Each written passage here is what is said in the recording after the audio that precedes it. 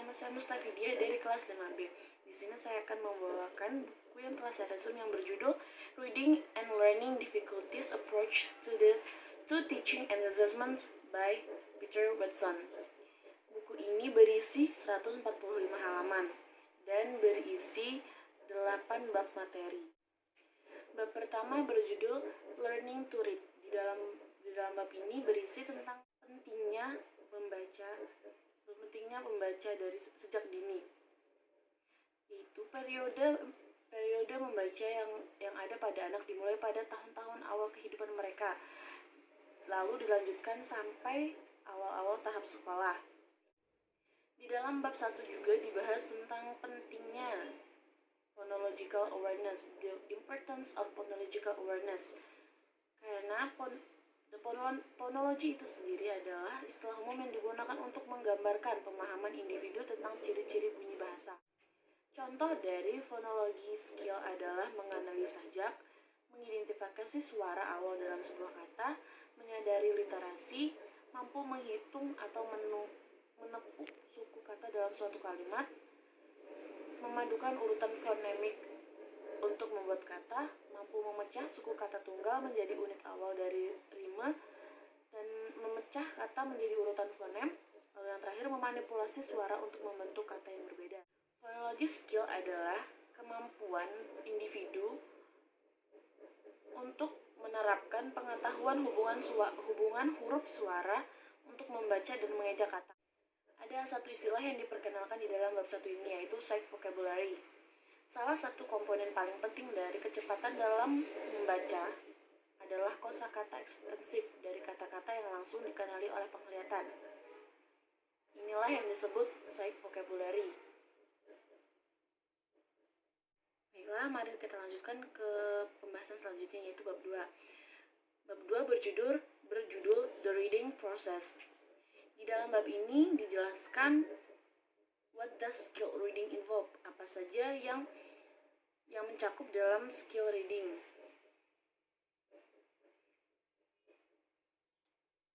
Hal-hal yang mencakup dalam skill reading, yang pertama adalah accurate word identification. Aspek kedua yang mempengaruhi skill reading adalah eye movements and reading. Eye movements and reading. Gerakan pembaca yang secara cermat dan sistematis memproses kata dan kalimat baris demi baris untuk mendapatkan makna. Aspek yang ketiga adalah how words are recognized. Sebuah kata dapat diidentifikasi dengan yang pertama, mengambilnya dari ingatan atau sight word and sight vocabulary. Yang kedua, membunyikan huruf dan kemudian memadukan fonem untuk menghasilkan kata.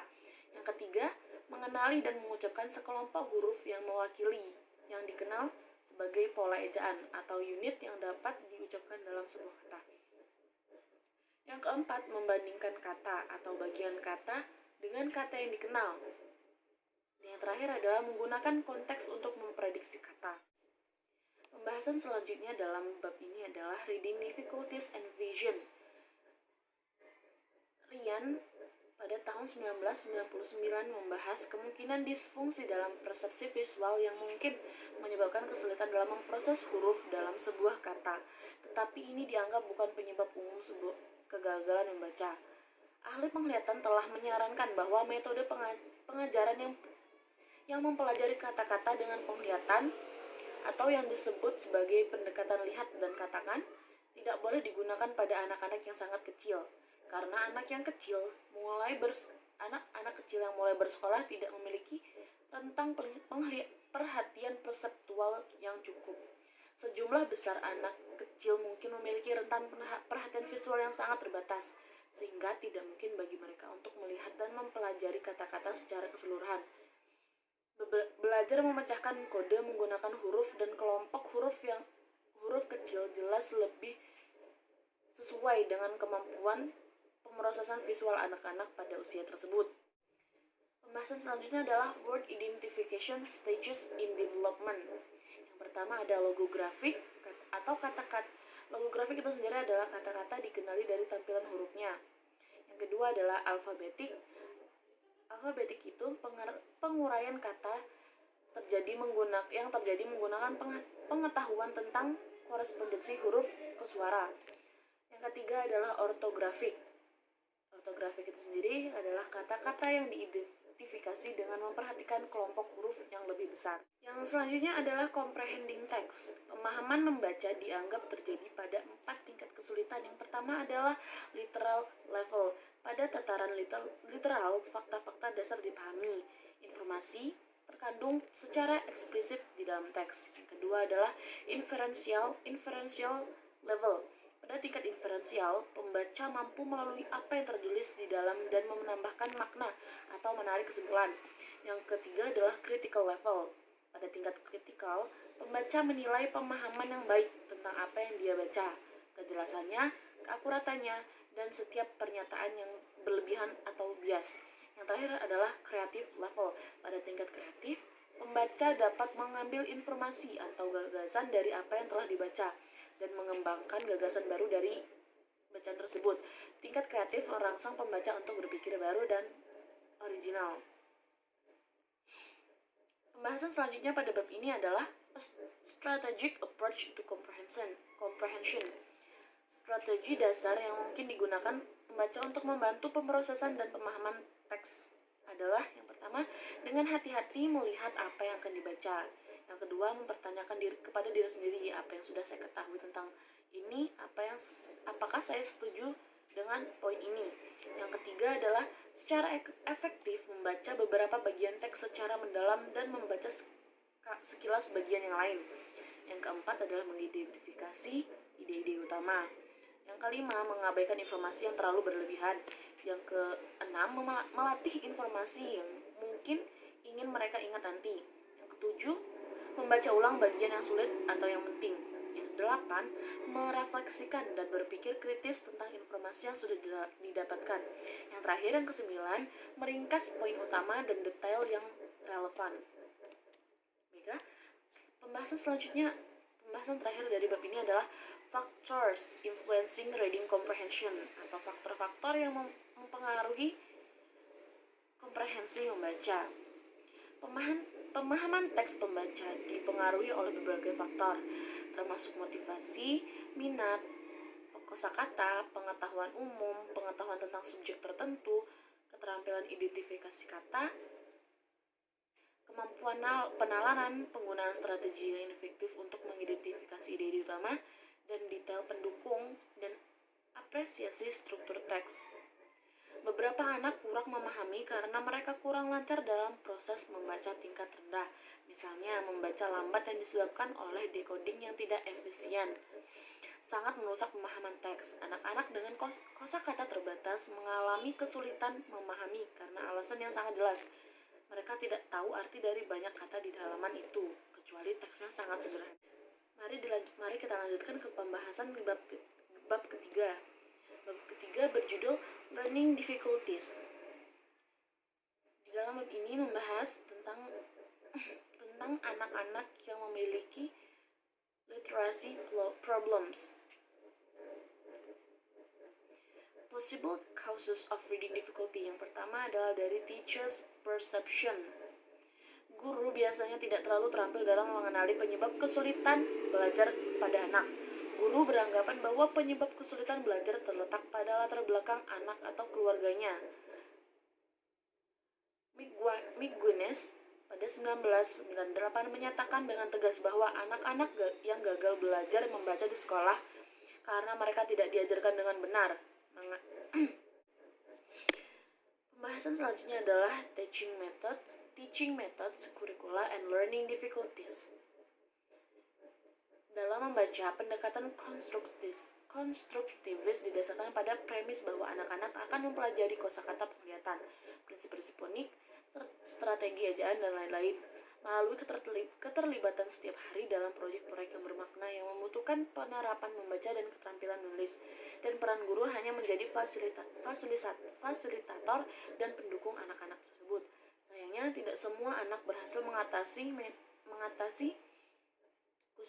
kesulitan membaca mereka menggunakan metode pengajaran ini. Pembahasan selanjutnya adalah the impact of early failure effective factor. efek negatif baru mulai berkembang ketika anak-anak gagal dan menjadi bingung. Mereka dengan cepat berasumsi bahwa membaca itu terlalu sulit bagi mereka dan mereka yakin bahwa tidak akan pernah bisa melakukannya. Tidak peduli berapa banyak bantuan ekstra yang mereka berikan. Ada specific areas of difficulty. Area masalah umum yang berdampak pada aspek membaca ini dapat diringkas menjadi berikut ini. Yang pertama adalah masalah membaca dan metalinguistik, yang kedua adalah masalah pemrosesan fonologis, yang ketiga masalah pengenalan kata, yang keempat masalah pemrosesan teks. Untuk mempersingkat waktu, mari kita lanjutkan ke bab selanjutnya, yaitu bab 4, General Teaching Approach. Yang pertama adalah Meaning Emphasis Approach. Meaning Emphasis Approach didasarkan pada keyakinan bahwa pembaca tidak beroperasi sebagian besar waktu pada tingkat cetakan decoding, melainkan pada tingkat membangun makna dengan mengidentifikasi beberapa kata penting dan menggunakan jumlah isyarat minimum yang diperlukan dalam teks untuk menebak atau memprediksi informasi di halaman. Yang kedua adalah Skill-Based Approaches. Skill-based approaches didasarkan pada keyakinan bahwa pelajar perlu diajarkan secara eksplisit komponen keterampilan dan strategi yang diperlukan untuk memproses cetakan keterampilan. Ini meliputi kesadaran fonemik, pengenalan huruf, semua tingkat pengudian fonetik, pencampuran suara, pengenalan penglihatan kata-kata, dan identifikasi kata-kata asing dengan analogi dengan kata-kata yang dikenal. Yang ketiga adalah a balanced approach. Sekarang diakui bahwa meaning emphasis approach dan skill-based approach memiliki kontribusi yang sangat penting dalam mendorong perkembangan literasi anak-anak. Gagasan tentang balanced approach dalam kurikulum keaksaraan berlaku tidak hanya untuk apa yang diajarkan, yaitu keterampilan konsep serta strategi, tetapi juga bagaimana hal itu diajarkan, maupun itu melalui instruksi eksplisit, penemuan yang berpusat pada anak, praktek terbimbing, ataupun materi terstruktur. Itulah 3 General Teaching Approach. Mari lanjutkan ke pembahasan selanjutnya, yaitu bab 5. Bab 5 berjudul Specific Teaching Methods and Strategies. Method and Strategies. Yang pertama, share book experience. SBE bertujuan untuk membuat anak-anak berkembang dalam yang pertama kesenangan dan minat pada buku, yang kedua konsep tentang cetak, yang ketiga kesadaran fonemik, yang keempat kesadaran akan pola sintakis, yang kelima penggunaan isyarat kontekstual, yang keenam keterampilan pengenalan kata, yang keenam pengetahuan fonik, yang ketujuh strategi pemahaman.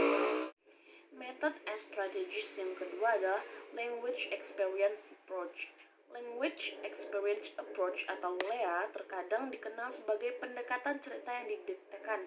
Anak diajar menggunakan LEA berbicara tentang topik yang dipilih terkait dengan pengetahuan dan pengalaman anak itu sendiri. Yang ketiga adalah Guided Reading. Guided Reading atau Guided Reading Procedure atau GRP dianggap sebagai sebagian penting dari setiap pendekatan yang seimbang terhadap literatur. Ini menjawab kebutuhan untuk membantu anak-anak menjadi lebih memahami teks pada berbagai tingkat dan lebih baik dalam memproses dan mengingat informasi penting pada teks. Yang keempat adalah Directed Reading Thinking Activity. Directed Reading Thinking Activity atau DRTA adalah strategi instruksional yang dirancang untuk memberi anak-anak pengalaman dalam memprediksi apa yang akan dikatakan penulis, membaca teks untuk mengkonfirmasi atau merevisi prediksi dan menguraikan tanggapan. Yang kelima adalah KWL strategy atau Know What to Know, Know Want to Know, Learn. Strategi KWL diciptakan oleh Ogi pada 1986 dan kemudian direkomendasikan dalam banyak teks metodologi membaca. Salah satu versi strategi yang dapat digunakan dengan kelas, kelompok kecil, atau individu melibatkan persiapan bagan KWL. Strategi and method yang selanjutnya yang keenam adalah the 3H strategy. The 3H strategy is here hidden in my head. Tujuan dari strategi ini adalah untuk mengajarkan anak-anak di mana jawaban atas pertanyaan mereka dapat ditemukan di dalam teks tersebut. Strategi selanjutnya adalah PQRS, reading strategy. Strategi PQRS adalah rencana tindakan langkah demi langkah yang sederhana yang mungkin diadopsi oleh anak manapun ketika dihadapkan pada tugas membaca.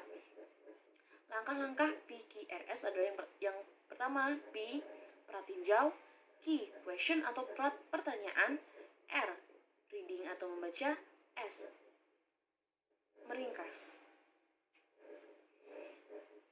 Strategi yang terakhir adalah reciprocal teaching. Pendekatan pengajaran timbal balik melibatkan guru dan anak-anak secara bergiliran untuk membaca, mempertanyakan, dan menafsirkan teks. Nah, ke pembahasan selanjutnya yaitu bab 6 yang berjudul Teaching the Basic Phonemic Awareness, Phonic Skill, and Sight Vocabulary. Di dalam bab 6 ini membahas developing phonemic awareness, juga teaching phonic knowledge and phonic skill. Stahl pada 1998 menunjukkan bahwa fonik bukanlah salah satu dari hal-hal ini, tetapi keterampilan fonik merupakan komponen penting dari keterampilan membaca dan perlu diajarkan secara menyeluruh kepada semua anak. Dia menyarankan pengajaran fonik beberapa di antaranya adalah yang pertama, harus terjadi di awal kehidupan seorang anak, yang kedua, eksplisit dan secara langsung, yang ketiga, berfokus pada cara mengajar menggunakan informasi grafofonik dalam mengidentifikasi kata, bukan mempelajari aturan yang rumit bagi anak tersebut. Yang terakhir adalah bertujuan untuk membantu kelancaran dan pemahaman membaca dengan memastikan perolehan keterampilan pengenalan kata, penglihatan otomatis. Yang selanjutnya adalah teaching phonics, where do I begin? Ketika pengetahuan fonik akan diajarkan dengan dari konteks yang urutan di mana huruf dipelajari ditentukan oleh sifat bahan bacaan yang digunakan anak-anak. Jika instruksi fonetik diberikan kepada anak-anak dengan kesulitan membaca, Holdway pada 1990 merekomendasikan untuk memulai dengan suara yang sangat kontras seperti M, K, V, S dan menghindari suara-suara yang membingungkan seperti M dan N atau P dan B. Hal ini juga membantu untuk asosiasi bunyi huruf Yang selanjutnya adalah moving beyond the beginning level. Agar pengetahuan dan keterampilan fonetik berfungsi penuh dalam identifikasi dan ejaan kata cepat, anak-anak perlu maju ke kelompok tahapan huruf unit ortografik. Bagian dari pembelajaran ini mungkin melibatkan pengalaman dengan menyusun keluarga kata, contohnya seperti il, pil, fil, bil, still, till, will, hill, chill, trill. Yang terakhir dari bab ini adalah building sight vocabulary, kemampuan untuk mengenali banyak kata tanpa usaha meningkatkan kefasihan, pemahaman, dan kepercayaan diri anak. Banyak kata ditambahkan ke kosakata penglihatan anak-anak sebagai akibat langsung dari terlibat dalam latihan membaca secara teratur. Anak-anak yang tidak terlibat dalam latihan membaca berkelanjutan sebanyak orang lain, bagaimanapun perlu diajarkan kata-kata penglihatan kepada mereka secara lebih sistematis dan secara langsung. Selanjutnya yaitu bab 7. Bab 7 berjudul assessment. Di dalam bab ini membahas the purpose for testing. Menurut Hempstead pada 1998 mengemukakan bahwa tujuan penilaian dalam membaca meliputi yang pertama, mendiagnosis kekuatan atau kelemahan, yang kedua, menggunakan informasi untuk memutuskan sebuah instruksi, yang ketiga, mengukur kemajuan anak selama periode waktu tertentu, yang keempat, membandingkan kemajuan seorang anak dengan kemajuan teman-teman yang lainnya. Yang terakhir adalah menyaring anak-anak untuk mendapatkan bantuan khusus.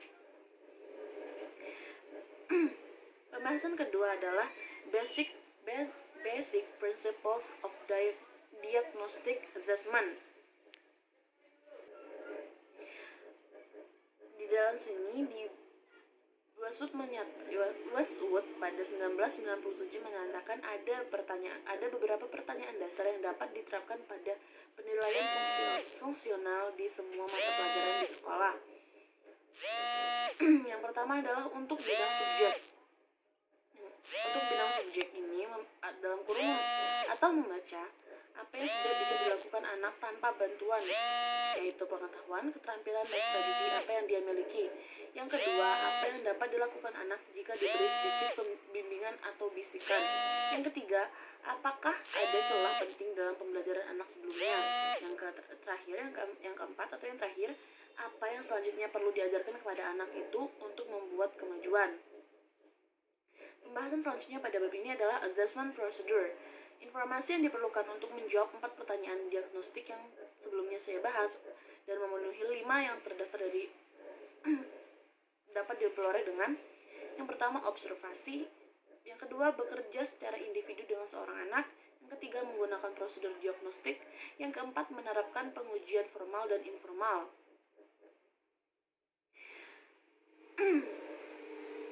Pembahasan selanjutnya adalah benchmark for reading. Ada 3 tahapan. Yang pertama adalah Year 3. Pada patokan standar, anak-anak yang membaca dan memahami berbagai teks yang cocok pada tingkat tahun ini. Teks-teks ini misalnya buku menggambar, buku bab yang bergambar, bahan referensi junior, dan media elektronik. Yang kedua adalah Year 5 atau tahun kelima. Pada patokan standar, anak-anak membaca dan memahami berbagai teks yang cocok untuk tingkat tahun 5 ini. Teks-teks ini misalnya buku bab, novel junior, materi referensi junior, majalah, surat kabar, dan media elektronik. Yang terakhir nomor 3 adalah Year 7 atau tingkat 7. Pada patokan standar, anak-anak membaca secara efektif menggunakan teks umum di area belajar. Teks yang mereka baca muncul dalam bentuk cetak dan elektronik dan mencakup teks yang mendeskripsikan, menjelaskan, menginstruksikan, membantah, dan menarasikan atau kombinasi. Bab yang terakhir yang akan kita bahas adalah bab 8 yang berjudul Intervention and Support. Yang pertama dibahas dalam buku ini adalah parental involvement. Orang tua harus terlibat aktif dalam membantu anak-anak mereka meningkatkan kemampuan membaca. Apalagi dalam kasus anak-anak dengan kesulitan belajar yang perlu latihan membaca secara sering dan teratur. Membaca di rumah dan di sekolah memberikan kesempatan untuk praktek belajar dari satu konteks ke konteks yang lainnya. Beberapa orang tua mungkin ingin membantu anak-anak mereka dan ingin tahu cara terbaik untuk melakukan hal tersebut. Yang terakhir yang dibahas dalam bab ini dan buku ini adalah Support and Research Teacher. Banyak sekolah memiliki akses ke guru pendukung dengan keahlian mengajar anak-anak yang berkebutuhan khusus. Di masa lalu, para guru ini biasanya bekerja secara langsung dengan anak-anak tersebut untuk beberapa pelajaran pada setiap minggunya. Tapi ada kerugian dari metode ini. Kerugian dari model ini adalah tidak membantu guru kelas reguler yang biasa mengajar di kelas menjadi lebih terampil dalam mendiagnosis masalah belajar pada anak. Sebaliknya, guru tersebut malah menyerahkan masalah tersebut pada guru pendamping atau guru pendukung. Baiklah, itu saja hasil resume saya dari buku yang berjudul Reading and Learning Difficulties, Approaches to Teaching and Assessment by Peter Westwood. Maafkan saya bila saya membuat banyak salah kata. Terima kasih sudah menonton video ini. Wassalamualaikum warahmatullahi wabarakatuh.